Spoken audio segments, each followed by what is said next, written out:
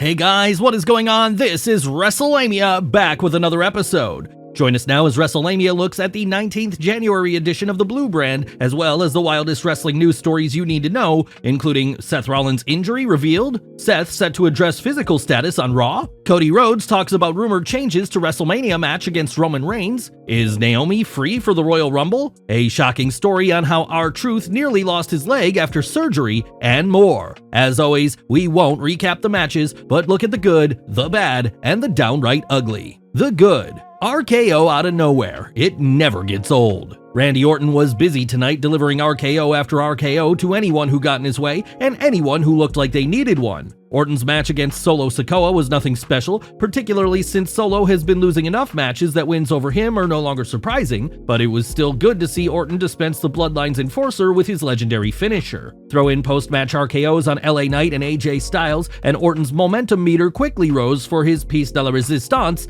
the RKO counter to Roman's attempt to spear the Legend Killer. A women's tag team title defense. The women's tag team division is greatly improved over the last month thanks to the WWE airing one or more tag matches on Raw or Smackdown. Interesting variation on contract signing. Is there any way to do a contract signing that hasn't been done before, other than for perhaps both superstars to sign the contract, shake each other's hand, and wish them good luck? Probably not, but credit SmackDown for at least changing things up by having SmackDown general manager Nick Aldis tell Paul Heyman if Roman didn't sign the contract, the fatal four-way for the title would be a triple threat to fill the vacant Undisputed Championship. The contract signing featured the usual breakdown of decorum, both when it opened the show and when it ended the show. Roman Reigns' disrespect to Aldis and Paul Heyman's brief mention of a board of directors possibly disagreeing with Aldis' decision opens up the door for a confrontation between the Bloodline and Aldis down the road. Logan Paul and KO show confrontation. Tonight's Kevin Owens show featuring Logan Paul was a reminder of how talk show segments can work well if they focus on the host's strengths. Although talk show segments date back to the 80s, the best ones have always found a way to separate themselves from their predecessors and their peers. In Kevin Owens' case, he comes out, talks trash, and begins brawling with his guest. It's a formula that's worked well over the years, and tonight's show did so again. Owens pointed out how Paul is protected by the WWE, too bad KO didn't say this during his feud with Roman Reigns, and that the Maverick is long overdue to drop the title. The two superstars brawl outside the ring, where Paul re-injured Owens' hand, should give the prize fighter a good reason for losing to Paul at the Royal Rumble and leave the door open for a rematch. Pretty deadly, and pretty funny. Elton Prince and Kit Wilson are a breath of fresh air on SmackDown. The Blue brand has several good teams, but inconsistent booking and the lack of tag team championship matches on Friday means fans have to settle for entertainment outside the ring. In this case, Pretty Deadly crying foul over their loss because they claimed they were ready for Tyler Bate and Butch, not Tyler Bate and Pete Dunne. The bad. Bloodline is so stale. Is saying the Bloodline is stale getting old? Wrestlemania hates to bring it up every time Roman Reigns and company show up, but the segments have gone beyond formulaic. Roman shows up, complains about Jimmy, and sends Solo out. Roman then comes to ambush his opponent, either delivering a beatdown or having the tables turned on him as happened last night. At this point, the tribal chief should start ripping off his t-shirt before matches and cupping his ear to the fans just to change things up. The downright ugly. Nothing ugly, a decent build for the Rumble with Logan Paul taking out Kevin Owens and Randy Orton making a strong statement.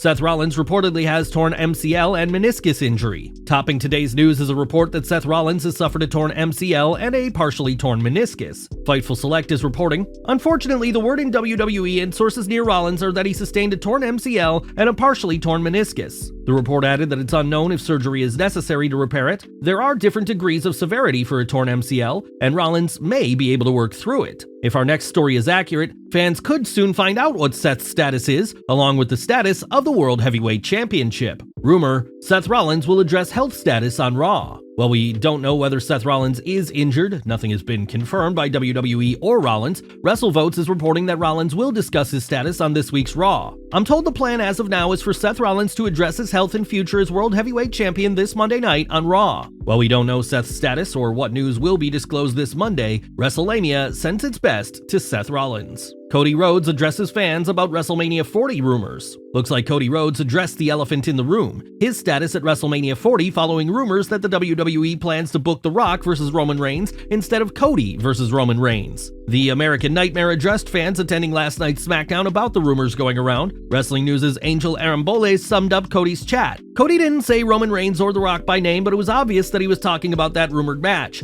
Cody said that he plans on bringing a championship to Atlanta. If Seth Rollins can't defend the World Heavyweight Championship, could WWE have Cody Rhodes compete for it? While Cody's story of going after a world title to fulfill the family dream of winning a WWF championship seems to have focused on Roman Reigns' undisputed championship, fans could see plans change if The Rock wrestles Roman at Wrestlemania 40. WWE very interested in Okada, but where will he go? Current New Japan Pro Wrestling ace Kazuchika Okada is about to become a free agent, and he has a big decision where to go next now that he's revealed he's leaving New Japan. The current belief is that Okada will pick WWE or AEW, with both companies looking to land the highly regarded wrestler. A recent report from Sports Illustrated's Justin Barrasso discussed the WWE's interest in the man nicknamed the Rainmaker. There's also significant interest from WWE, specifically from Paul Triple H Levesque and Shawn Michaels, Sports Illustrated has confirmed. While it is difficult to procure information from Okada's camp, multiple sources close to NJPW revealed that he has always wanted to perform at a WrestleMania. Barrasso suggested that the WWE has two opponents who have worked with Okada before, AJ Styles and Finn Balor, and either man could work against Okada should he debut for WrestleMania 40. So far, there's no indication where Okada wants to sign, but AEW is an option also. Barrasso noted, as of this moment, AEW is the favorite to land Okada. He has a pre-existing relationship with AEW owner Tony Khan, and his visit to Dynamite this past October 25th was, for all intents and purposes, an opportunity to see how the company operated at a live television taping. Where do you think the Rainmaker will land? Where do you think he should wrestle for the best possible push? Let us know in the comments below. R-Truth nearly lost his leg. Shocking news concerning beloved WWE superstar R-Truth, as Truth recently told Peter Rosenberg on Cheap Heat with Peter Rosenberg that he nearly lost his leg during his recovery from the quad injury he suffered in 2022 during a match on NXT against Grayson Waller. The 3,987-time 24/7 champion returned to the WWE in November 2023, but he almost didn't thanks to a dangerous infection. R-Truth discussed how he learned complications had ensued after he underwent surgery to repair his quad. I had a hole in my knee. I had 5 different bacteria that caused the infection along with MRSA, staph, and their cousins and kinfolks. It started off as a routine quad tear. I tore my bottom quad, they went in, and I guess it could have happened during surgery. I went to get the stitches out, and we found out that the bacteria, the infection, was eating from the inside, so that's where the hole came from. The doctor didn't sugarcoat the news, with Truth recalling. The doctor said, we gotta get this under control. If we can't get this under control, I'm gonna have to think of options. He was straight shooting with me. He said, you're in the woods big time. We have to get this under control. It would not heal. From there, R-Truth endured a rigorous medical treatment to eradicate the infection. This was far more than the doctor prescribing antibiotics for R-Truth to down every 6 hours. Then I had to go to 3 months. I had to have a wound VAC on it. It was a VAC on my knee that kept sucking the old blood up and putting the new blood, all that stuff. Like I had to wear that for 6 weeks, all along with a PICC line that I had to have for 8 weeks. The infection refused to lose, requiring surgery and additional treatment to destroy it. Fortunately, the procedures worked, but it was a harrowing experience for R-Truth, and as he describes it, a big reality check. For more details on this story, please visit our website. Is Naomi ready to wrestle in WWE? Will WWE superstar Naomi, currently competing in TNA wrestling as Trinity, be able to return to WWE just in time for the Royal Rumble? Fans are asking this after a report aired of Trinity thanking TNA fans for her time in the company. Coming to TNA has been life-changing for me both inside and outside of the ring. I feel honored to work with such a strong division, an incredible group of women. What a champion we have here. Whenever y'all think of TNA, I want y'all to think of me, Trin TNA. Thank you for coming out. We love you. Fightful's Colin Tessier reports that Trinity is booked for a title rematch against Knockouts champion Jordan Grace on 25th January. In addition, Dave Meltzer reported in this week's Observer that Trinity Fought 2 is expected to finish up at the tapings on 1/19 and 1/20 in Kissimmee, Florida, and then return to WWE. The timing would indicate she could be back at the Royal Rumble. Do you think Naomi will return at the Royal Rumble? And what of Sasha Banks, aka Mercedes Moné? While rumor has it that Mercedes is ready to debut in AEW, fans have heard so many different stories about her future that a WWE return can't and shouldn't be ruled out.